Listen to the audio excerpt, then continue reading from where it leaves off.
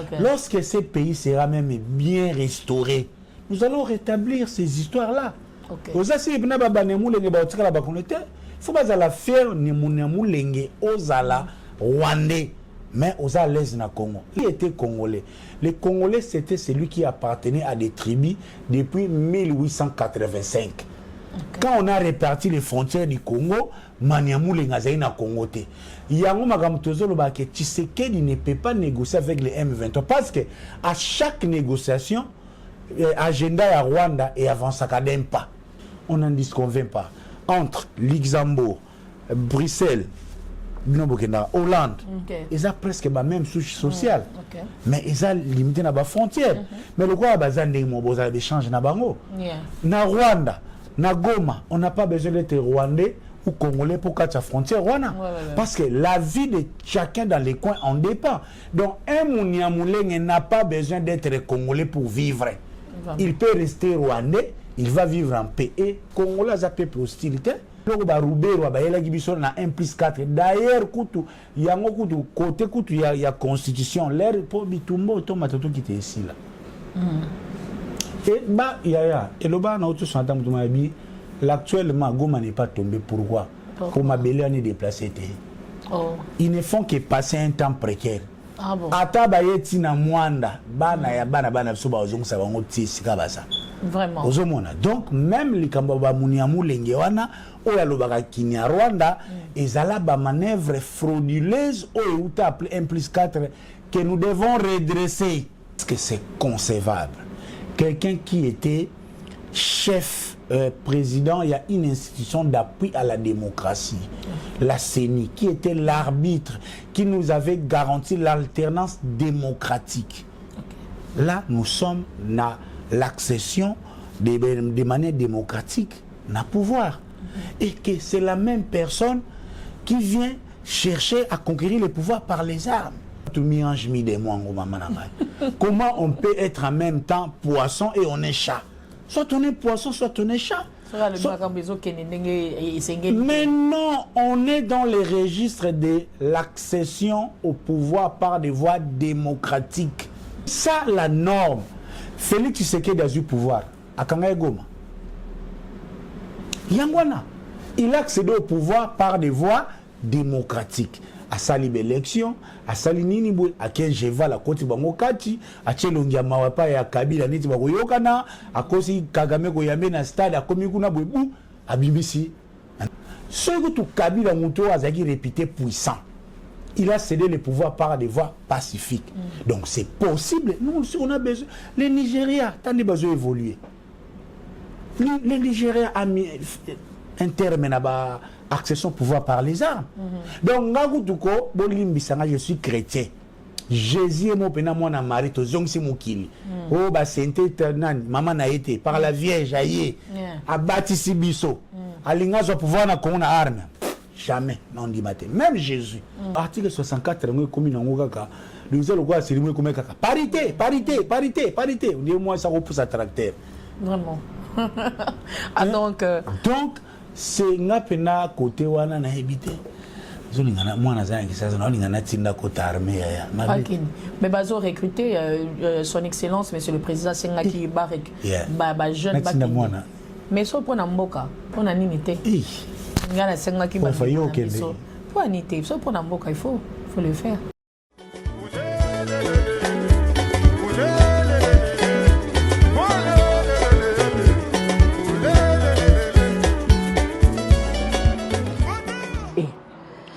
C'est sur les réseaux sociaux. Ah!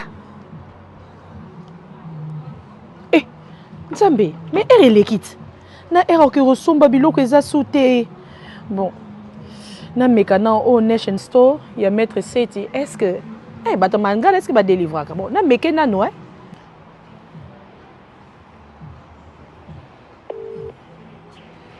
Allô? Hello maître Seti. Allô, bonsoir. Oh Nation Store, boni papa. Ah, il y a eu l'équipe papa. Dans une situation mo awa na sur état. Na habité ceux qui pas na yo livraison et salamaka ya delivery food na make order. Ezali? Oui, tout ça la next day delivery. Le call sali order na yo avant 10h. Donc lobby au reçoit delivery na yo sans faute. Ce qui après 10 heures, au soir, the following day. Ah bon? Eh, dadi obi kena ebe ete salinga mbamo bieze na mek oda na ngai. Dadi oza Ngolo. Ngolo ezali. Bongo Soso. Ezali. Thompson. Ezali. Pondu. Ezali. Eh, mutsambo ezanga te makaya bukasi. Nyonso to ezali. Dadi nyonso tu wana chango na oda na ngai. Ok, olobi Ngolo, Soso, Thompson, Pondu na Makayabu.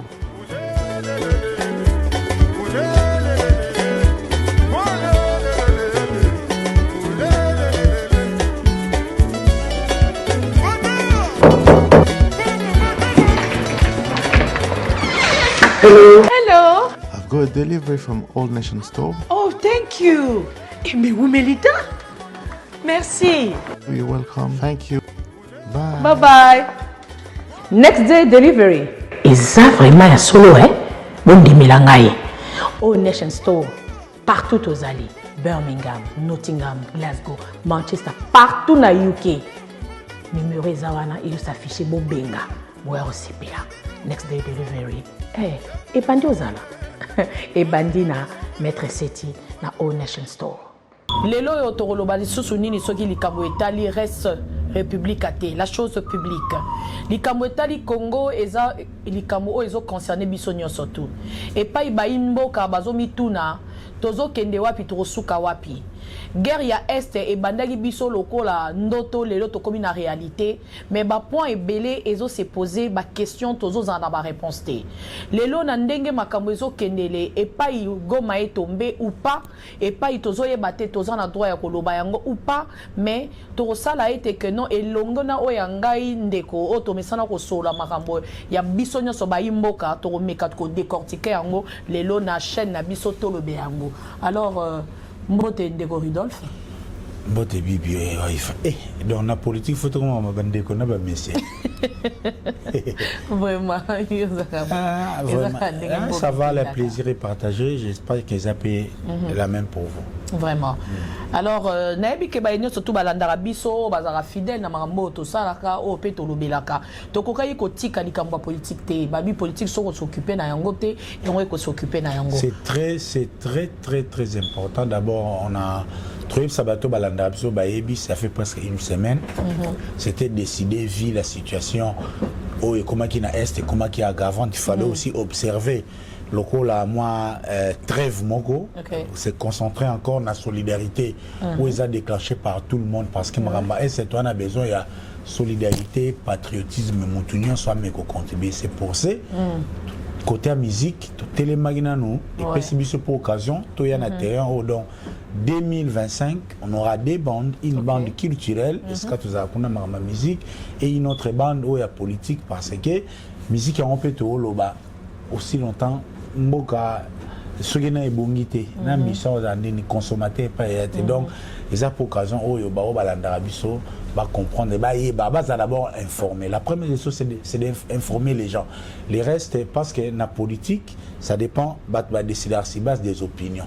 Il faut que Moutou avant de se fonder une opinion a d'abord bien informé et nous espérons qu'en Angleterre particulièrement nous allons apporter cet espace d'expression il y a politique et sika tous les courants politiques et cela. Vraiment. Alors, de corridor, Mboka partout au Bazali, Bissika, surtout dans la biso, bazomi tout na ba question. Les lois étaient éviter ce que se permettre à non, Goma est tombé ou pas. Et puis la situation, oh, wana tozanango, ti les lois de tozali à Tokomi wapi.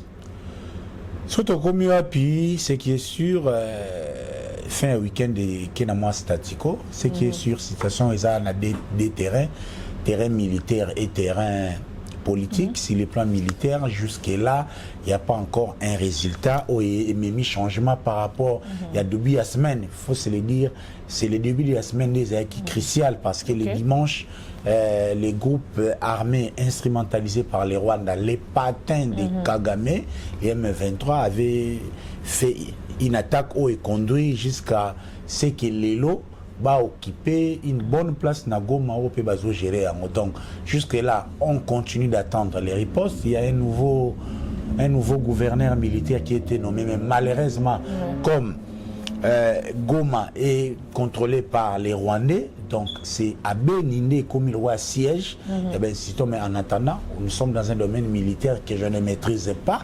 Je n'ai rien à promettre. Si tout n'a magambo qu'on l'ait utazolinga bilakate. Donc on attend l'évolution, mais jusque là il y a les statu quo. On continue à attendre. Peut-être l'issue peut sortir na côté la communauté internationale. Mais quant à ce qui est Toloba, Koloba, Likamba, Goma et Tombo pas, on a déjà donné notre opinion très largement.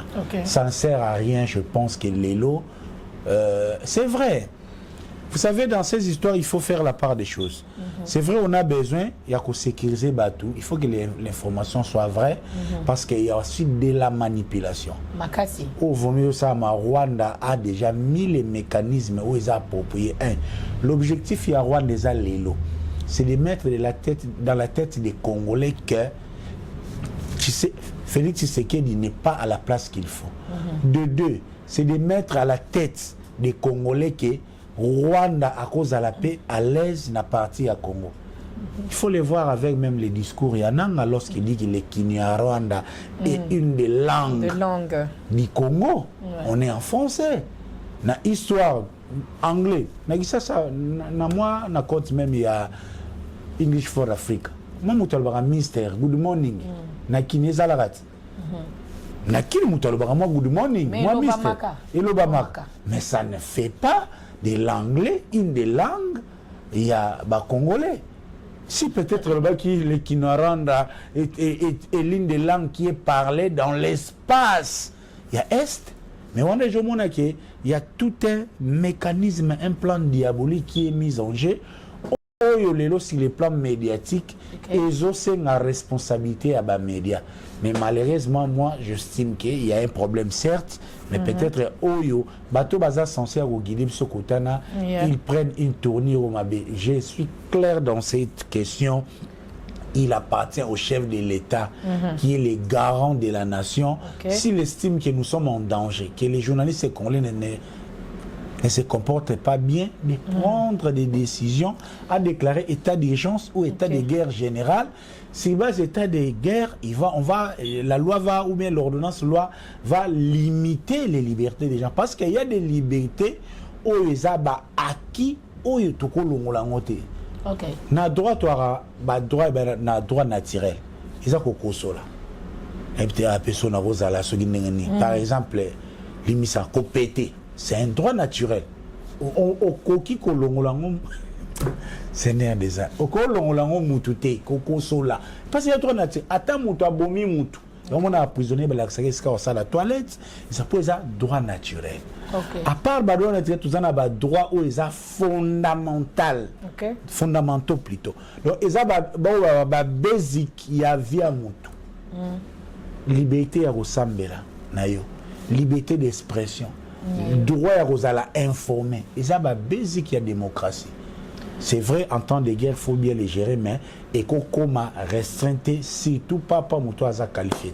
Alors, nako zonga la momo ko loba que non, il y a mwana mboka nanga lobi que non, qui Rwanda eza parmi ba langue lobama na Congo, mais ba mboka pe bazolo ba ke ya lobi ba langue ya ba congolais. Kasi eza lokwa pe rozong sapsone de ba mboka ba loba ke ndenge moko monsieur Etienne Félix, sorry, Félix Tshilombo ndenga na lo bana biso ba nyamulenge ba congolais. Ezaka yelo bango bazo faire tourner ces ba biso ba congolais na kati kuna tozo comprendre vraiment pe Wi-Fi toza na guerre eza lokola bana papa kulutu bana kalke obotela lupango na bino.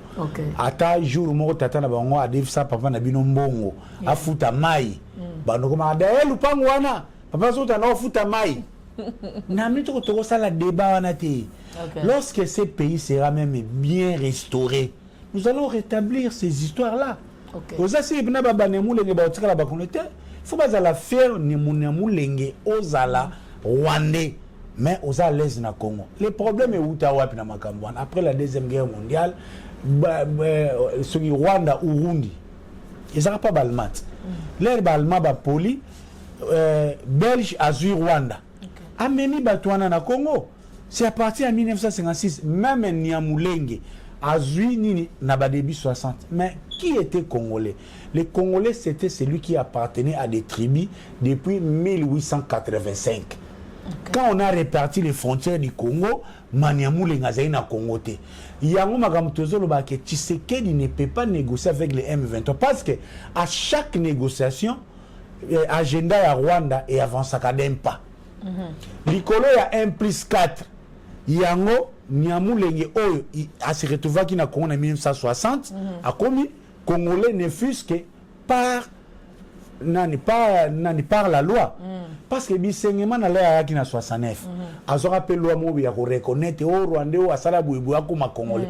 Donc on a chaque fois il y a toujours des tentatives il y a qu'on faire reconnaître un espace sociologique de la nationalité. On n'en disconvient pas. Entre Luxembourg, Bruxelles, Hollande, ils ont presque la même souche sociale. Mais ils ont limité la frontière.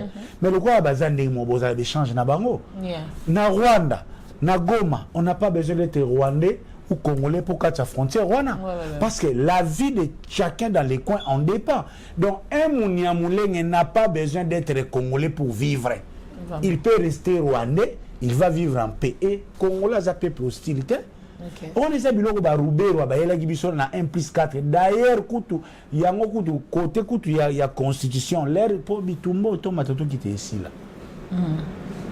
Et bah et le bas na auto santa mutuma bi l'actuellement Goma n'est pas tombé pourquoi? Pour ma belle année déplacé. Ils ne font que passer un temps précaire.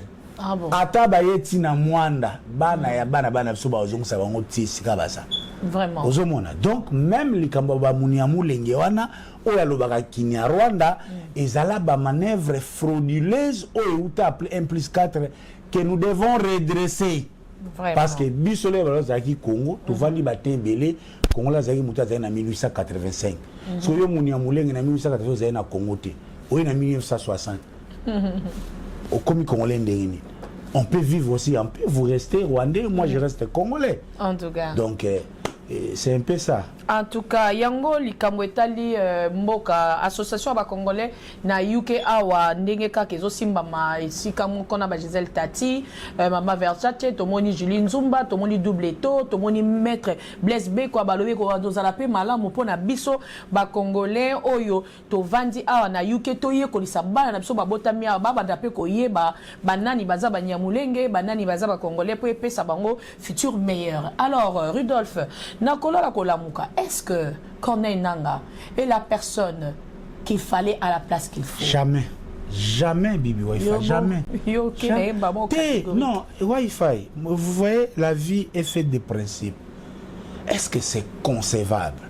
Quelqu'un qui était chef, président, il y a une institution d'appui à la démocratie, la CENI, qui était l'arbitre, qui nous avait garanti l'alternance démocratique. Là, nous sommes dans l'accession de manière démocratique, dans le pouvoir. Et que c'est la même personne qui vient chercher à conquérir le pouvoir par les armes.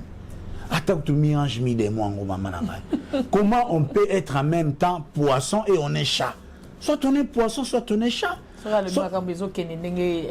Mais non, on est dans les registres de l'accession au pouvoir par des voies démocratiques. C'est ça la norme. Félix Tshisekedi a eu pouvoir à Kangaye Goma.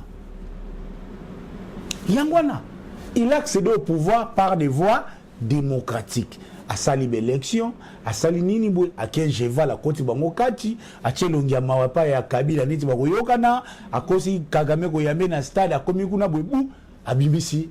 Anda ondege zaka to kola mi kasenso ko trile lupanga ko botelo yango, appliquer yango. Vraiment. Il a Yangwana. Ce que tout Kabila Mouto a réputé puissant. Il a cédé le pouvoir par des voies pacifiques. Donc c'est possible. Nous, on a besoin. Le Nigeria, tant de besoin évoluer. Le Nigeria a mis un terme à accession au pouvoir par les armes. Donc, Ngagoutuko, Bolimbisanga, je suis chrétien. Jésus est mon pena moi na mari to zongsi mukili. Oh ba sente nan maman na été par la Vierge aïe. A bâti biso. Alinga zo pouvoir na kona arme. jamais on dit matin même Jésus si je ne veux pas accepter que Jésus a son pouvoir na arme na Congo à combien de forte raison non Wana Eza c'est quelqu'un qui répond à l'agenda des Rwandais d'ailleurs et loko oye azo présenté comme cause ya combat nae c'est une très mauvaise excuse de mauvais goût il veut se baser sur l'article 64 où il dit que si quelqu'un conduit la nation contre la constitution il y a maman na ngatotu ba maman pilipilo ba qui parle politique tout landa Félix Tshisekedi atana sa l'union sauté na quel niveau Félix ne conduit pas la vie politique de manière anticonstitutionnelle les pauvres ils respectent tout avant nommé il a pris 8 mois pour gouverner Bima et c'est on a pas raison au muto que nous là-bas arme donc article 64 le commune en Ogaka nous allons quoi c'est le comme parité on dit moi ça repousse à tracteur vraiment donc c'est nga pena côté wana na habité zolingana mwana za ngisa na lingana tinda côté armée ya mais bazo recruter son excellence monsieur le président Sengaki Barek ba jeune ba mais so pona mboka pona nini te ngana Sengaki ba pour anité so pona mboka il faut le faire donc merci j'espère que tout comme la sur presque peu na sur temps. Moi, je dis seulement aux Congolais, c'est vrai, tout n'est pas fait. Je me rappelle encore le mot Menda Bandé Goloba. Oh, les arguments très importants. Même si nous ne sommes pas dans la démocratie, même s'il y a un génocide au Congo, Kagame n'a aucun droit donné aux Congolais. Nous avons 9 voisins. Pourquoi seulement un seul voisin? Oh, il y a un problème, il dérange à Gaïe. Donc, même ce que du coup, tu n'as pas. Bon, on ne voudrait pas que ça les chèques en blanc, ça les logos. Donc, par l'absurde, c'est qui devait le plus mauvais de tous les Congolais, Talingabo, Mabiso, Atao, Talinga, Sala, ceux qui génocide, ceux qui nient. Pas les armes. Parce que Congo Bani Kokufa, na coup d'État à 65, tout Baxi Susumabe, na Nino, na rébellion à 97, c'est à cause de la rébellion à 97, Obima na problème. On a été. Mouto a eu ba arme. Maman za moi c'est ça le quoi mutakoti libala passe et ça le ko ba la famille moi ya ba teke tala basé belé ce koyo on se ba contacter na lupangu moko et fin de pega ba libisa et ça le quoi moi ça qui bala ce qu'on a famille ba luba moko tata moi uta kasa ya kutaka lupangu déjà me bazaka 25 vraiment donc na ebisibino congolais tout la muka c'est vrai il y a beaucoup à faire mais il faut toujours continuer à espérer vraiment. Alors, pour Nayango, jusque là, espoir nini, Julie Nzumba Tozali a continuer na ndenge kozali là. Espoir ni toko pesa bana Congo na ndenge zoya na situation o ezasiko. Pour na ba jour à venir. Espoir est à moko. Faut toujours continuer à résister. La première et loko gagner sa mutata adversion na zamakasi. Ça commence par résister. Parce que idée plan ya Kagame zaki azo terroriser bino bobando bang mon tout monde oh bon baza soki baleki soki 10 millions te attends baza na armée en makas contre 200 millions parce que nombre même ya population ils a armes vraiment pour attention à no mabiso moko tia comme na dernier congolais donc ozaka mboka na biso te donc quand bien même lelo ça ne va pas et malheureusement si la communauté internationale est presque hypocrite mais nous devons continuer à nous lever. Moi, je voudrais vraiment que chef de l'État, au bord du Gébiso, attitude au bazui sikoyo. C'est l'attitude qui devait prendre depuis qui n'a pas routour ou n'a pas comme zalak. Vous savez, voilà que on espère que cette fois-ci, c'est l'élan vraiment où ils ont riposter, qu'on retrouver une intégralité ni nabiso. Donc, moi, je dirais au peuple. Mikolo, t'as la film à guerre, t'as la film à norvégien, ça contre les nazis, t'as la français, les Anglais pour combattre nani. C'est documenté, il y a autant à livre. Il y a aussi des documentaires. Des films où ils approchent la réalité. On est ministre de la Défense qui n'a pas copié discours. Ezalaka.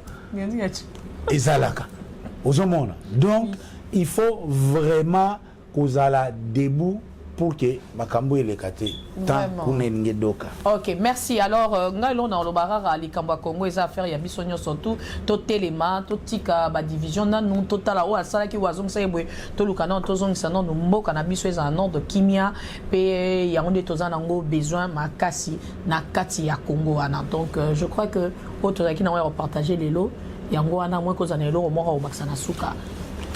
Je n'ai qu'à vous dire merci. Merci à toi pour votre disponibilité. Les militantismes aux alentours pour l'évolution de Boganabiso, que ce soit dans les domaines culturels et même politiques. Nzamba Pambolayo. Et merci d'abord nous Bazolanda. Abonnez-vous, commentez.